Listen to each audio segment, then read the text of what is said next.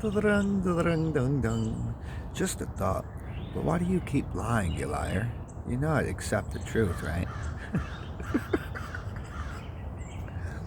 Reality is respected. Truth seems a fickle mistress.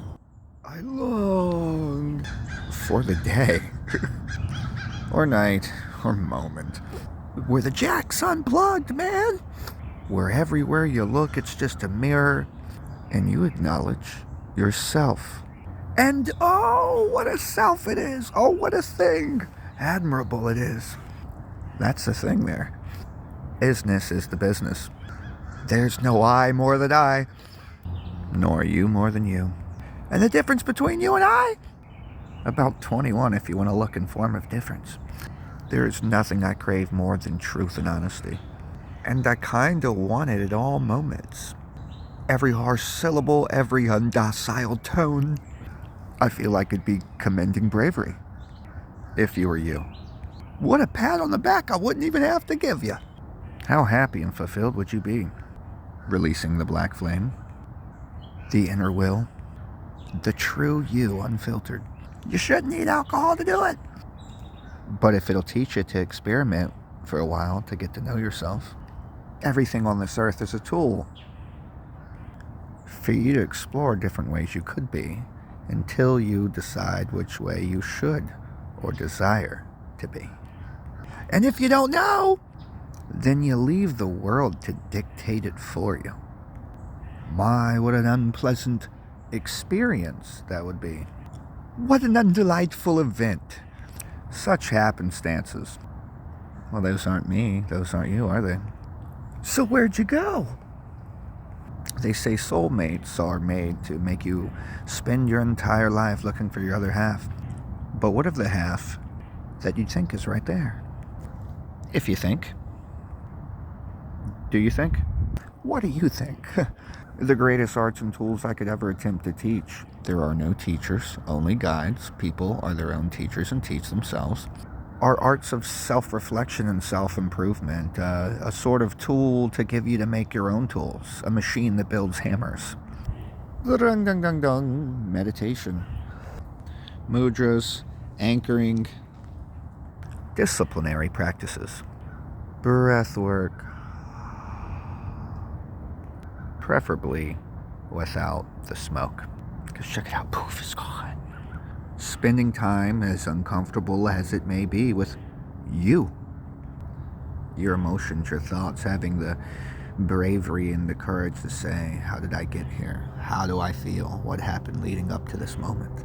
The audacity to say, yeah, I'm a fuck up, but it's cool that I'm a fuck up because I'm not really a fuck up. What I am is a conqueror and a survivor, a builder. These are stepping stones. Man didn't instantly master fire. But they're perfectly comfortable fucking around with lighters and they don't even know how to build one. My biggest advice I could give the world is to spend time with yourself. And they say, oh, isolation is dangerous.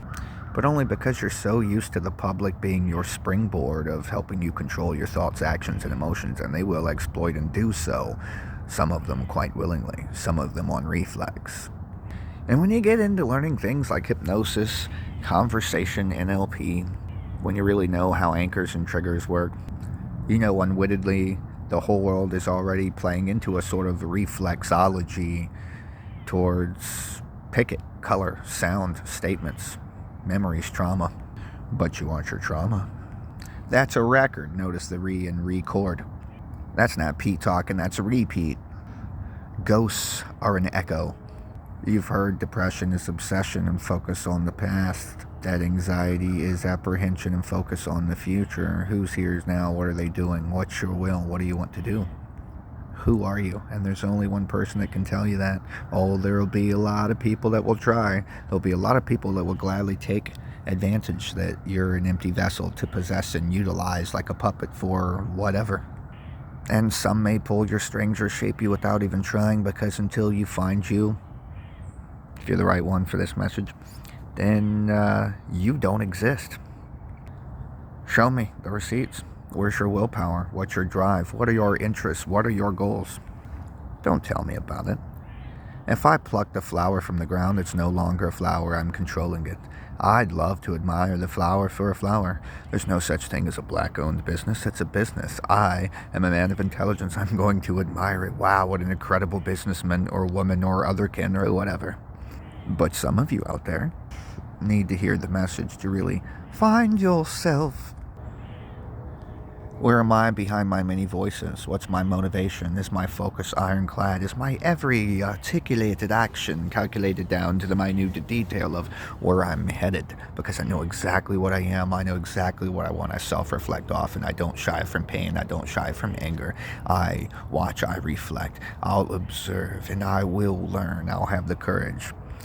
I don't take failure as simply failure. It is a lesson and a battle plan if I'm doing what I need to do to not be a failure, because I am no failure. Instead, I am a survivor.